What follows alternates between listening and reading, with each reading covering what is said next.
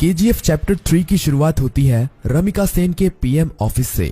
रमिका सेन को एक ऑफिसर बता रहा होता है कि पिछले 3 सालों से रॉकी ने विदेशों तक अपना बिजनेस फैला दिया था और इंडोनेशिया और अमेरिका में भी उसने कई इलीगल काम किए थे। इसीलिए इंडोनेशिया और अमेरिका की सिक्योरिटी फोर्स भी रॉकी को पकड़ना चाहती थी, पर अब रॉकी मर चुका है। पर इंडोनेशिया और अमेरिका में रॉकी के इलीगल काम अभी भी चल रहे हैं।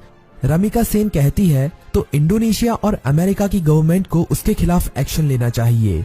तभी वो ऑफिसर बताता है कि गवर्नमेंट ऐसा नहीं कर सकती, क्योंकि रॉकी ने 1979 से 1981 तक इन 3 सालों के अंदर ही अपने सोने के बिजनेस को काफी बड़ा कर लिया था। विदेशों में भी हजारों लाखों लोग उसके लिए काम करते हैं और खुद गवर्नमेंट के लोग भी उसके साथ मिले हुए हैं। इसीलिए गवर्नमेंट चाहकर भी उसके खिलाफ एक्शन नहीं ले सकती।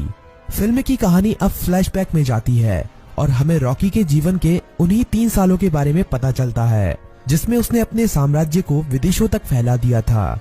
सभी माइनों पर कब्जा होने के बाद रॉकी ने और कई माइनों की खोज कर ली थी और सभी लोगों को उनकी खुदाई में लगा दिया था। रॉकी ने उन सभी माइनों से तेजी से सोना निकाला और इकट्ठा करता गया और बाहर के बड़े बड़े देशों में एक्सपोर्ट करने लगा। रॉकी को विदेशों से काफी बड़े बड़े ऑर्डर आने लगे, जिनको पूरा करने के लिए उसने खुदाई को और तेज करवा दिया था। दूसरी तरफ से उसने माइन की खुदाई के लिए और सोने की खोज के लिए अमेरिका से कई टेक्नोलॉजी मशीन भी मंगाई थी, जिससे वो जल्द से जल्द इन सभी माइनों का सोना निकालकर इकट्ठा कर सके। रॉकी ने अगले 1 साल के अंदर इन माइनों से इतना सोना निकाला था जितना कि पिछले 20 सालों में भी नहीं निकाला था। दूसरी तरफ रॉकी ने अपने इलाके को एक इंडस्ट्रियल एरिया बना लिया था और माइन में काम करने वाले लोगों के लिए उसने अच्छे घर, स्कूल, कॉलेज, अस्पताल सब कुछ बना दिए थे। इसीलिए खुदाई करने वाले लोग उसे काफी पसंद करते थे और उसके लिए अपनी जान देने के लिए भी तैयार थे। धीरे धीरे करके रॉकी का साम्राज्य बड़ा ही होता जा रहा था।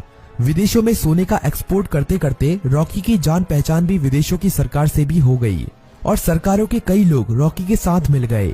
रॉकी कई बार इंडोनेशिया और अमेरिका में भी गया था। वहां पर भी उसने अपने सोने के साम्राज्य को काफी बड़ा कर लिया था। इस साम्राज्य को फैलाने में सरकार के कई लोगों ने उसकी मदद की थी और रॉकी ने एक गैंग अपनी इंडोनेशिया में और एक अमेरिका में भी खड़ी कर ली थी और रॉकी ने इन गैंग के लिए अपना एक एक लीडर भी बना लिया था और रॉकी उन सभी का राजा बन गया था। इस तरह से रॉकी ने अपने साम्राज्य को विदेशों तक फैला दिया था। अब कहानी फ्लैशबैक से बाहर आती है और हमें दिखाया जाता है कि जब रमिका सेन ने भारत में रॉकी के साम्राज्य को खत्म कर दिया था और रॉकी अपना सारा सोना लेकर समुद्र के बीच में चला गया था, वहां पर रॉकी ने इंडियन नेवी को खुद मैसेज करके उसे मारने के लिए कहा था। तब इंडियन नेवी ने रॉकी के शिप पर मिसाइल छोड़कर रॉकी को मार दिया था, पर रॉकी वहां पर मरा नहीं था। रॉकी का सारा सोना उसी समुद्र की गहराइयों में उसी जहाज में दफन है और रॉकी को अमेरिका के सबमरीन ने बचा लिया था। ये सबमरीन अमेरिका के एक बिजनेसमैन की थी, जिसे रॉकी ने उन 3 सालों के बीच में अपना पार्टनर बना लिया था।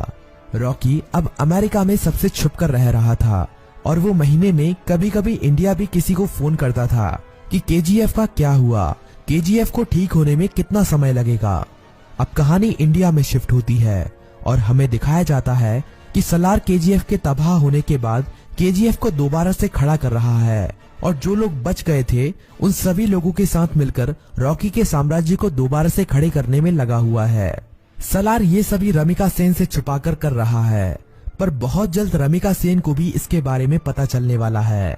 धीरे धीरे करके सलार रॉकी के साम्राज्य को दोबारा से खड़ा कर देता है और दोबारा से माइनों में खुदाई शुरू हो जाती है। अब सलार रॉकी को फोन करता है और कहता है, मालिक, हमने आपका साम्राज्य दोबारा से खड़ा कर दिया है। जिस तरह आपने कहा था, अब आपके लौटने का समय आ चुका है। रॉकी कहता है, सलार, तुम्हारे लिए मेरे पास एक काम और है। तुम्हें उस सोने को समुद्र से निकालना है जो हमने इतने सालों से वहां पर छुपा के रखा है। वो हमारी माइनों से ही निकला हुआ सोना है। इसे हमें किसी भी कीमत पर समुद्र से निकालना है। इस सोने की मदद से ही मैं दोबारा से भारत में अपने साम्राज्य को खड़ा करूंगा। सलार सोने को समुद्र से निकालने के काम में लग जाता है और इंडिया में अब एंट्री होती है रॉकी की।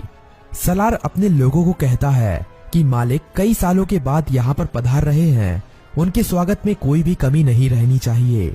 किसी को नहीं पता था कि ये मालिक कौन है। रॉकी अकेला ही अमेरिका से आ रहा होता है। केजीएफ में रॉकी का स्वागत धूमधाम से किया जाता है।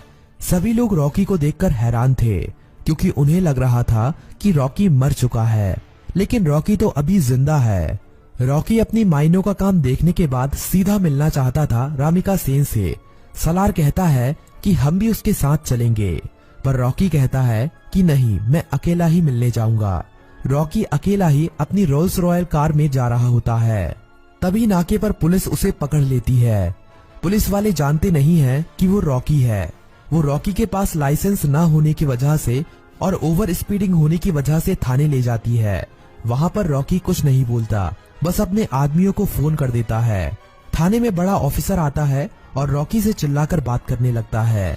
तभी पूरा पुलिस स्टेशन हिलने लगता है और कई हेलीकॉप्टर और बंदूक लेकर रॉकी के आदमी यहाँ पहुँच जाते हैं। उन आदमियों से एक आदमी रॉकी का लाइसेंस लेकर थाने के अंदर आता है और पुलिस को लाइसेंस दिखाता है।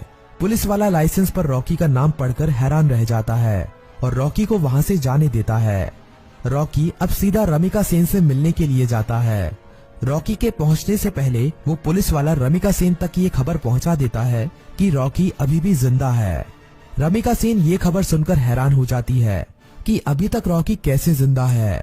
रमिका सेन को ये खबर भी मिल जाती है कि रॉकी के यहाँ आने से पहले किसी ने केजीएफ को दोबारा से खड़ा कर दिया है और केजीएफ से अभी भी खुदाई करके सोना निकाला जा रहा है। अब पीएम ऑफिस में एंट्री होती है रॉकी की। सभी लोग रॉकी को देखकर हैरान थे। रॉकी सीधा मिलने जाता है रमिका सेन से। रॉकी रमिका सेन से कहता है कि मैंने कहा था ना, युद्ध हुआ तो जीतूंगा मैं, और जीत मेरी ही हुई है। रमिका सेन कहती है कि अच्छा है, तुम जिंदा हो, अब मैं तुम्हारे सामने ही तुम्हारे केजीएफ को तुमसे छीन लूंगी। रॉकी कहता है कि उसकी नौबत ही नहीं आएगी। रमिका सेन रॉकी की इस बात को समझ नहीं पाती।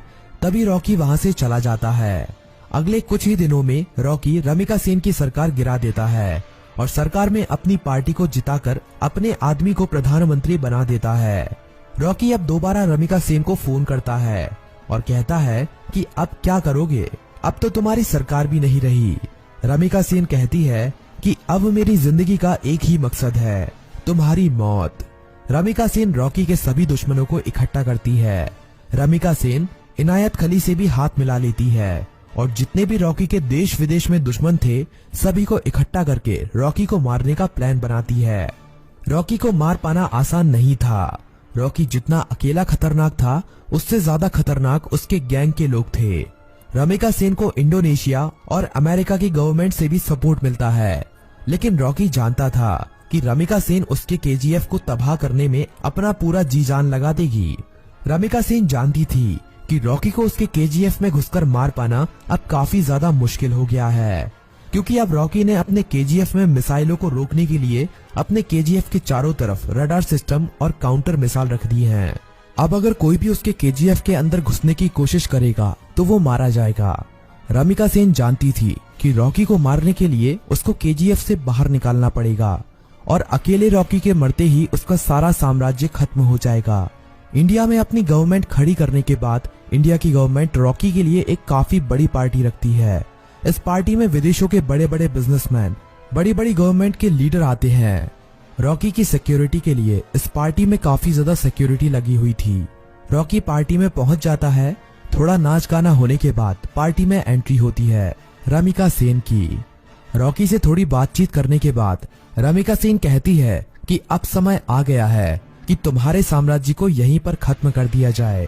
पर तभी रॉकी के चारों तरफ हजारों लोग उसके ऊपर बंदूक तानकर खड़े हो जाते हैं। रॉकी की खुद की गवर्नमेंट उसे धोखा दे देती है और विदेशों से आए हुए बिजनेसमैन भी उसकी मौत का तमाशा देखने के लिए वहां पर आए हुए थे। सभी विदेशों के बिजनेसमैन चाहते थे कि रॉकी की मौत होने के बाद वो केजीएफ पर कब्जा कर लेंगे और अपने बिजनेस को फैलाएंगे और ढेरों पैसा कमाएंगे। ये सब देखकर रॉकी खुद हैरान रह जाता है, पर रॉकी जानता था कि एक दिन उसकी मौत जरूर होगी, इसीलिए वो अपने आखिरी पल में भी निडर रहता है। रमिका सेन कहती है कि देखा, आखिर तुम्हारे लोगों ने ही तुम्हें धोखा दे दिया। इतना कहते ही सभी लोग रॉकी को गोलियों से भून देते हैं और रॉकी की मौत वहीं पर हो जाती है और फिल्म यहीं पर खत्म हो जाती है।